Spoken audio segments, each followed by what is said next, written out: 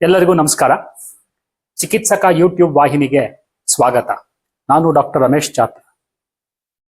ಶ್ರೀನಿವಾಸ್ ವೈದ್ಯರು ಕನ್ನಡ ಸಾಹಿತ್ಯದ ಪ್ರಮುಖ ಬರಹಗಾರರಲ್ಲಿ ಒಬ್ಬರು. ವಿನೋದ ಹಾಸ್ಯ ಪ್ರಬಂಧಗಳು, ಲಲಿತ ಪ್ರಬಂಧಗಳು, ಸಣ್ಣ ಕಥೆಗಳು ಹಾಗೂ ಒಂದು ಕಾದಂಬರಿಯನ್ನು ಕೂಡ ಅವರು ರಚಿಸಿದ್ದಾರೆ. ತಲೆಗೊಂದು ತರತರ, ಅಗ್ನಿಕಾರ್ಯ, ರುಚಿಗೆ ಹುಳಿಯೋಗರು, ಕಪ್ಪೆ ನುಂಗಿದ ಹುಡುಗ ಇವರ ಸಣ್ಣ ಕಥಾ ಸಂಕಲನಗಳು. ಹಳ್ಳ ಬಂತು ಹಳ್ಳ ಇವರ ಒಂದು ಮಹೋನ್ನತ ಕಾದಂಬರಿ. ತಮ್ಮ ವಿಶಿಷ್ಟ ಹಾಸ್ಯ ಬರಹಗಳ ಮೂಲಕ ಅವರು ಓದುಗ ವಲಯದಲ್ಲಿ ಮನೆಮಾತಾಗಿದ್ದಾರೆ. ಅವರ ಹಾಸ್ಯ ಬರಹಗಳು ಬಹಳ ಜನಪ್ರಿಯ. ಅವರು ಕಾದಂಬರಿ ಕ್ಷೇತ್ರಕ್ಕೂ ಲಗ್ಗೆ ಇಟ್ಟು ಹಳ್ಳ ಬಂತು ಹಳ್ಳ ಅನ್ನುವ ಒಂದು ಮಹೋನ್ನತ ಕಾದಂಬರಿಯನ್ನ ರಚನೆ ಮಾಡಿದ್ರು. ಆಧುನಿಕತೆ ಹಾಗೂ ಸಂಪ್ರದಾಯ ಇವುಗಳ ನಡುವಿನ ಘರ್ಷಣೆಯನ್ನ ಬಹಳ ಸೂಕ್ಷ್ಮವಾಗಿ ಅವರು ಆ ಕಾದಂಬರಿ ಮೂಲಕ ತೆರೆದಿಟ್ಟಿದ್ರು. ಆ ಕಾದಂಬರಿಗೆ ಕೇಂದ್ರ ಸಾಹಿತ್ಯ ಅಕಾಡೆಮಿ ಪ್ರಶಸ್ತಿ ಕೂಡ ದೊರೆತು. ಸಾಮಾನ್ಯ ಓದುಗ ವಲಯದಲ್ಲಿ ಹಾಗೂ ವಿಮರ್ಶಕ ವಲಯದಲ್ಲೂ ಕೂಡ ಏಕರೂಪದ ಮೆಚ್ಚುಗೆಯನ್ನ ಪಡೆದುಕೊಂಡಂತಹ ಒಂದು ಮಹೋನ್ನತ ಕಾದಂಬರಿ. 1857ರ ಸಿಪಾಯಿ ದಂಗೆಯಲ್ಲಿ ಆ ಕಥೆ ಆರಂಭ ಆಗಿ ಸ್ವಾತಂತ್ರ್ಯ ಬಂದ ಆರಂಭಿಕ ವರ್ಷಗಳವರೆಗೂ ಅದರ ಹರಿವು ಇರುತ್ತೆ. ಬಹಳ ಉನ್ನತ ವಿಚಾರಗಳನ್ನ ಆ ಕಾದಂಬರಿಯಲ್ಲಿ ಹೇಳಿದ್ದಾರೆ. ನೀವು ಇಡೀ ಕನ್ನಡ ಸಾಹಿತ್ಯದ ಪ್ರಮುಖ ಕಾದಂಬರಿಗಳನ್ನ ಪಟ್ಟಿ ಮಾಡೋದಾದ್ರೆ ಹಳ್ಳ ಬಂತು ಹಳ್ಳ ಖಂಡಿತವಾಗಿಯೂ ಅದರಲ್ಲಿ ಇರುತ್ತೆ. ಶ್ರೀನಿವಾಸ್ ವೈದ್ಯರ ಬರಹಗಳು ಇಷ್ಟ ಆಗೋದಕ್ಕೆ ಕಾರಣಗಳೇನು ಅಂತ ಹೇಳಿದ್ರೆ, ನನ್ನ ದೃಷ್ಟಿಯಲ್ಲಿ 3 ಕಾರಣಗಳು. ಶ್ರೀನಿವಾಸ್ ವೈದ್ಯರು ಧಾರವಾಡ ಸೀಮೆಯವರು. ಅವರ ಬರಹದಲ್ಲಿ ಧಾರವಾಡದ ಆ ದೇಸಿ ಭಾಷೆಯ ಸೊಗಡು ಇರುತ್ತೆ. ಅದರ ಘಮ ನೀವು ಅವರ ಬರಹಗಳಲ್ಲಿ ನೋಡಬಹುದು. ಆ ಭಾಷೆಗೆ ಒಂದು ಲಾಲಿತ್ಯ ಇದೆ, ನಿನಾದ ಇದೆ. ಅವರ ಬರಹಗಳನ್ನ ಓದ್ತಾ ಅದನ್ನ ನೀವು ಅನುಭವಿಸಬಹುದು. ಇದು ಓದುಗರಿಗೆ ತುಂಬಾ ಇಷ್ಟ ಆಗುತ್ತೆ. ಎರಡನೇದು, ಶ್ರೀನಿವಾಸ್ ವೈದ್ಯರ ಹಾಸ್ಯ ಪ್ರಜ್ಞೆ.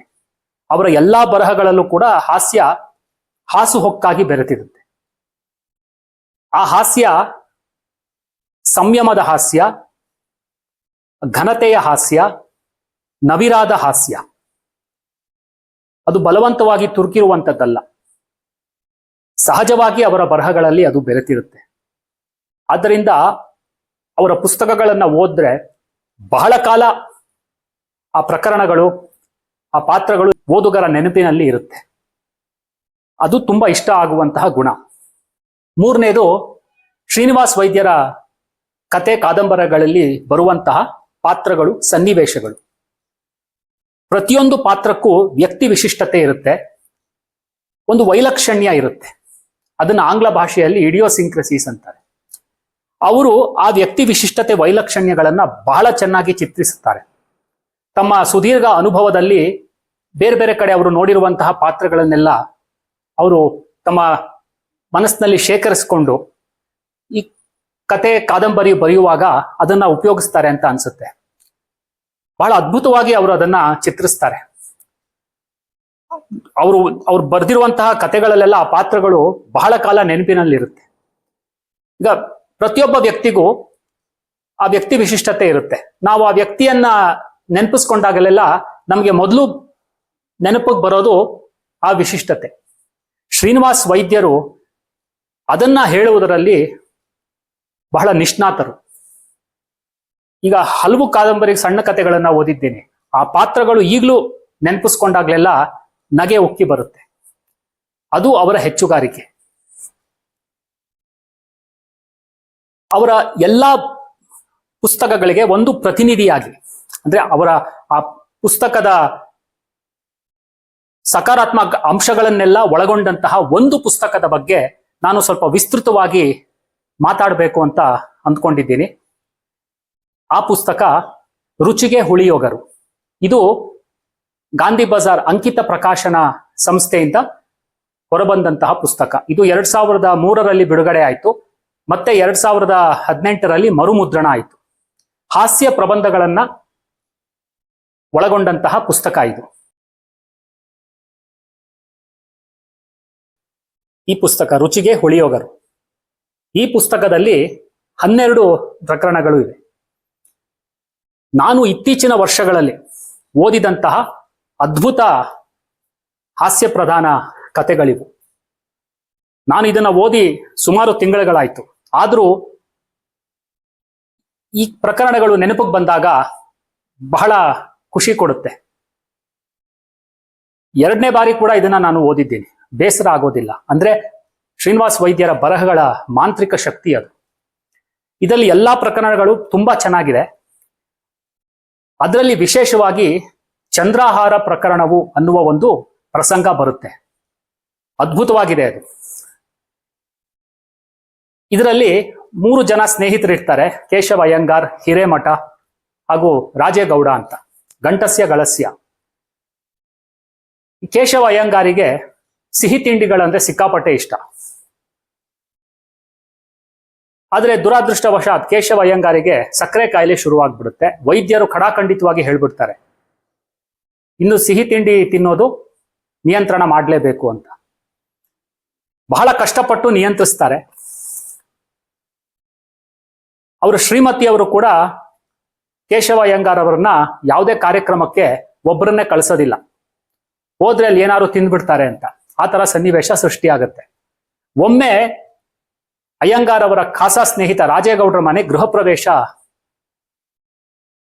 ಕಾರ್ಯಕ್ರಮ ಏರ್ಪಾಡಾಗುತ್ತೆ.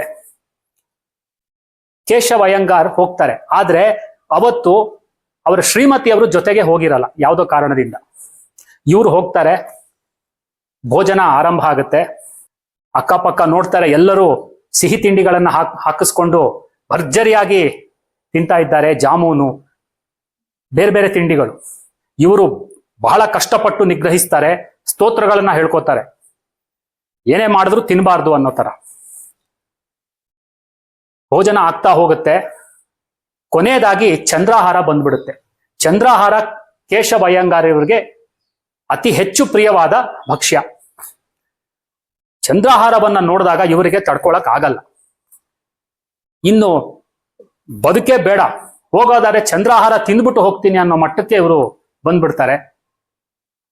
ಇದಾದ ನಂತರ ಏನೇನಾಗುತ್ತೆ ಅನ್ನೋದು ನೀವು ಈ ಕಥೆಯನ್ನ ಓದಿದ್ರೆ ನಿಮಗೆ ಗೊತ್ತಾಗುತ್ತೆ. ಅದು ಓದಿಯೇ ಅನುಭವಿಸ್ಬೇಕು, ಹೇಳಕ್ಕಾಗಲ್ಲ. ಸಂಪೂರ್ಣ ಹಾಸ್ಯಮಯವಾದ ಪ್ರಸಂಗ. ಏನೇನಾಗುತ್ತೆ ಆಮೇಲೆ. ಇದರಲ್ಲಿ ಶ್ರೀನಿವಾಸ್ ವೈದ್ಯರ ಅವರ ಅದ್ಭುತವಾದ ಹಾಸ್ಯ ಪ್ರಜ್ಞೆ ಈ ಕಥೆಯಲ್ಲಿ ಅಡಕವಾಗಿದೆ. ನನ್ನ ದೃಷ್ಟಿಯಲ್ಲಿ ಇದೊಂದು ಇತ್ತೀಚಿನ ವರ್ಷಗಳಲ್ಲಿ ಬಂದಂತಹ ಅದ್ಭುತ ಹಾಸ್ಯ ಕಥೆಗಳಲ್ಲಿ ಒಂದು. ಹೀಗೆ ಇನ್ನೊಂದು ಪ್ರಕರಣ ಬರುತ್ತೆ, ಯಾಕೀಕರಣ ಅನ್ನೋದು. ಶ್ರೀನಿವಾಸ್ ವೈದ್ಯರು ಕನಕಪುರ ರಸ್ತೆ ಹತ್ರ ಇರ್ತಾರೆ. ಅಲ್ಲಿ ಒಂದು ಯುವಕರ ತಂಡ ಕನ್ನಡ ರಾಜ್ಯೋತ್ಸವ ಏರ್ಪಾಡು ಮಾಡುತ್ತೆ. ಮುಖ್ಯ ಅತಿಥಿ ಯಾರಾಗಬೇಕು ಅಂತ ಅವರಿಗೆ ಗೊಂದಲ ಉಂಟಾಗುತ್ತೆ. ಕೆಲವರು ಹೇಳ್ತಾರೆ ಚಿತ್ರನಟರನ್ನ ಕರ್ಸೋಣ ಅಂತ. ಅಷ್ಟು ಹಣ ಅವ್ರ ಬಳಿ ಇರಲ್ಲ. ಆಗ ಯಾರೋ ಒಬ್ರು ಹೇಳ್ತಾರೆ, ಇಲ್ಲಿ ಯಾರೋ ಒಬ್ರು ಬರೆಯೋರಿದಾರಂತೆ, ಸಾಹಿತಿಗಳು ಏನೇನೋ ಬರ್ದಿದಾರಂತೆ, ಅವ್ರನ್ನ ಕರ್ಸ್ಬಿಟ್ರೆ ಹೇಗೆ? ಸರಿ, ಎಲ್ಲರೂ ಒಪ್ಕೋತಾರೆ, ಕರೆದ್ರೆ ಬಂದ್ಬಿಡ್ತಾರೆ ಅಂತ. ಸರಿ, ಕರೆಸ್ತಾರೆ. ಅವರು ಅಲ್ಲಿ ಬಂದು ಕೂತ್ಕೋತಾರೆ. ಈ ಯುವಕರ ಆ ಉತ್ಸಾಹ, ಕೆಲವು ಕೀಟ್ಲೆಗಳು ಇದನ್ನೆಲ್ಲ ನೋಡ್ತಾರೆ. ಇದನ್ನ ಮುಖ್ಯ ಆಯೋಜಕ ಭಾಷಣ ಬಿಗಿತಾರೆ. ಬೇಕಿದ್ದು ಬೇಡದಿದ್ದು ಎಲ್ಲವನ್ನೂ ಕೂಡ ಭಾಷಣ ಮಾಡ್ತಾರೆ. ಆಗ ಇವರು ಶ್ರೀನಿವಾಸ್ ವೈದ್ಯರು ಅದನ್ನೆಲ್ಲ ನೋಡ್ತಾ ಪಡುವ ಫಜೀತಿ. ಇದನ್ನು ಕೂಡ ಬಹಳ ರಸವತ್ತಾಗಿ ಹಾಸ್ಯಮಯವಾಗಿ ಅವರು ವರ್ಣಿಸಿದ್ದಾರೆ. ಇನ್ನೊಂದು ಪ್ರಕರಣ ಬರುತ್ತೆ, ಅದು ಹಮೇಶಾ ಜವಾ ಅನ್ನೋದು. ಬೆಳಗಾವಿಯ ಭೀಮು ಕಾಕ 60 ದಾಟಿದವರು. ತುಂಬಾ ಉತ್ಸಾಹ, ಉಮೇದು, ಚಟುವಟಿಕೆ, ಕೀಟ್ಲೆ ಮಾಡೋದು, ಇವರು ಬಹಳ ಜೀವನೋತ್ಸಾಹ ಇರುವ ಒಬ್ಬ ವ್ಯಕ್ತಿ. ಇತ್ತೀಚೆಗೆ ಅವರು ಬಹಳ ಖಿನ್ನತೆಯನ್ನ ಅನುಭವಿಸ್ಬಿಡ್ತಾರೆ. ಮೊದಲು ಇದ್ದಂತೆ ಇರಲ್ಲ. ಅವರು ಬೆಂಗಳೂರಿಗೆ ಅವರ ನೆಂಟರು ಮನೆಗೆ ಬರ್ತಾರೆ. ಅವರನ್ನ ನೋಡಿದಾಗ ನೆಂಟರಿಗೆಲ್ಲ ಆಶ್ಚರ್ಯ, ಹೇಗಿದ್ದವ್ರು ಹೇಗಾಗ್ಬಿಟ್ರು, ಚೈತನ್ಯವೇ ಇಲ್ಲ, ಮುಖದಲ್ಲಿ ಕಳೆ ಇಲ್ಲ, ನಗು ಇಲ್ಲ, ಏನಾಯ್ತು ಏನು ಅಂತ ಅವರು ತಲೆ ಕೆಡ್ಸ್ಕೊಂಡಿರ್ತಾರೆ. ಒಮ್ಮೆ ಏನಾಗುತ್ತೆ, ಈ ಭೀಮು ಕಾಕ ದೂರದರ್ಶನ ನೋಡ್ತಾ ಇರ್ತಾರೆ. ನೋಡುವಾಗ ಅವ್ರಿಗೆ ಬಹಳ ಇಷ್ಟ ಆದಂತಹ ಒಂದು ಯಾವುದೋ ಹಿಂದಿ ಹಾಡು ಬಂದ್ಬಿಡುತ್ತೆ. ಅವ್ರಿಗೆ ಹಿಂದಿ ಹಾಡು ಅಂದ್ರೆ ಬಹಳ ಇಷ್ಟ. ಅಲ್ಲಿ ನಾಯಕಿಯನ್ನ ನೋಡ್ಬಿಟ್ಟು ಅವ್ರಿಗೆ ಇದ್ದಕ್ಕಿದ್ದಂಗೆ ಉಮೇದು ಜಾಸ್ತಿ ಆಗ್ಬಿಡುತ್ತೆ.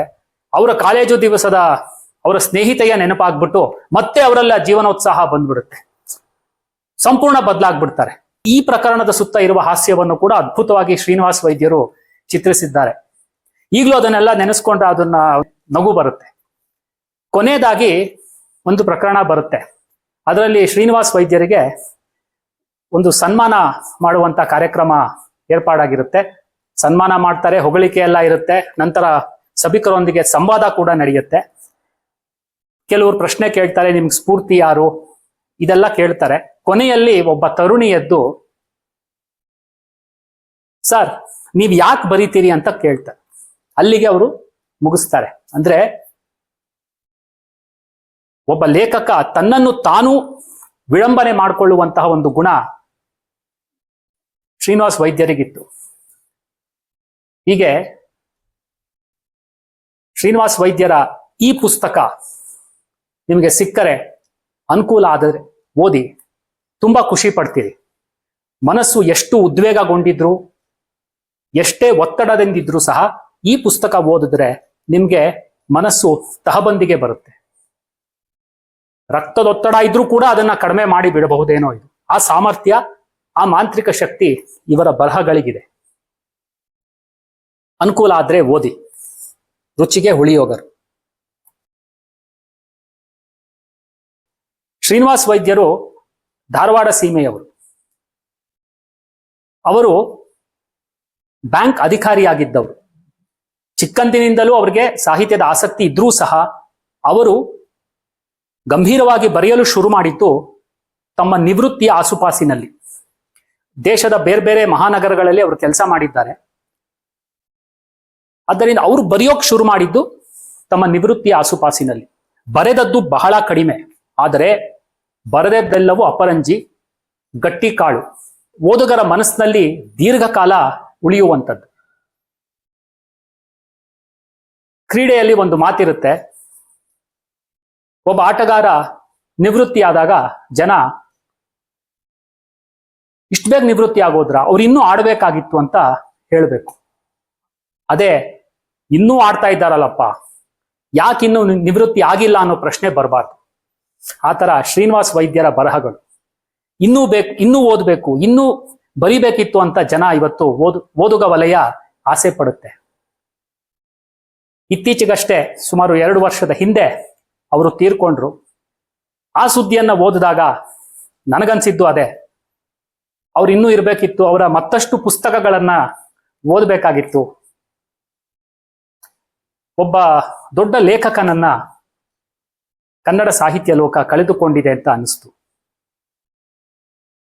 ಅವರ ಒಂದು ಸಂದರ್ಶನವನ್ನ ನೋಡಿದೆ. ಒಬ್ರು ಸಂದರ್ಶಕರು ಕೇಳ್ತಾರೆ, ನೀವು ಬರೀ ಲಲಿತ ಪ್ರಬಂಧಗಳನ್ನ, ಕಾದಂಬರಿಯನ್ನ ಬರೆದಿದ್ದೀರಿ, ಕವಿತೆ ಎಲ್ಲ ಬರೀಲಿಲ್ವಾ ಅಂತ. ಆಗ ಅವ್ರು ಹೇಳ್ತಾರೆ, ತನಗೆ ನಿಲುಕಿದ್ದು ಇಷ್ಟೇ, ನಾನೊಬ್ಬ ಸಾಮಾನ್ಯ ವ್ಯಕ್ತಿ, ಇದರಿಂದ ದೊಡ್ಡ ವಿಚಾರಗಳು ಗೊತ್ತಾಗಲ್ಲ, ನನಗೇನು ಸರಿ ಅನ್ನಿಸ್ತೋ ಅದನ್ನ ಬರೆದಿದ್ದೇನೆ ಅಂತ ಹೇಳ್ತಾರೆ. ಅಂದ್ರೆ ಇದು ಅವರ ಮನಸ್ಥಿತಿ.